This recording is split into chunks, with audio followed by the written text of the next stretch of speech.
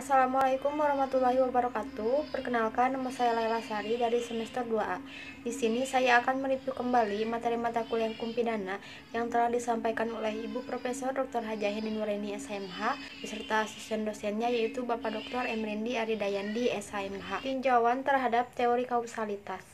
Dari teori-teori tentang kausalitas yang dianggap paling mendekati kebenaran adalah teori adekuat atau kausalitas.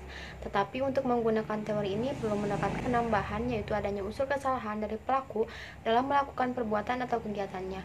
Oleh karena itu, teori dari Van Kris ini dianggap sesuai dengan jiwa hukum pidana, yaitu dapat melindungi kepentingan hukum terhadap perbuatan yang hendak memperkosanya. Atas dasar itu, hukum pidana harus membuat pagar atau aturan terhadap tindakan atau perbuatan yang mendatangkan kerugian. Kelemahan teori ini adalah terlalu banyak menggunakan istilah yang tidak terang atau kurang jelas seperti kata-kata kadar, biasanya, pengalaman manusia pada umumnya, dan lain-lain.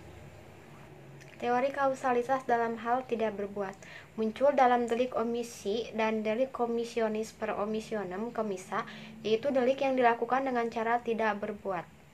Terhadap ini ada beberapa pendapat, yaitu tidak mungkin orang yang tidak berbuat akan menimbulkan akibat. Pendapat IPA, pendapat ini tidak dapat dipergunakan dalam IPS, khususnya ilmu hukum pidana.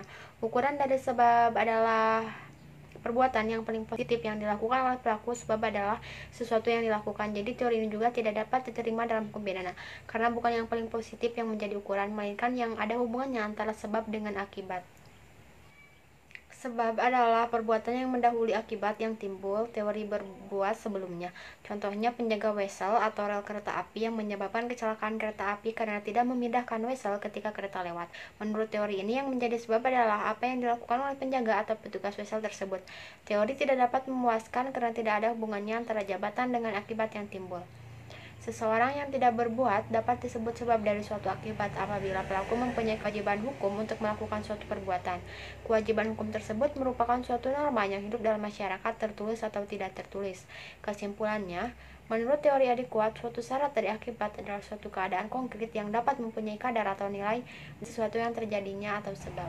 Mungkin sekian yang dapat saya sampaikan. Mohon maaf bila ada kesalahan. Wassalamualaikum warahmatullahi wabarakatuh.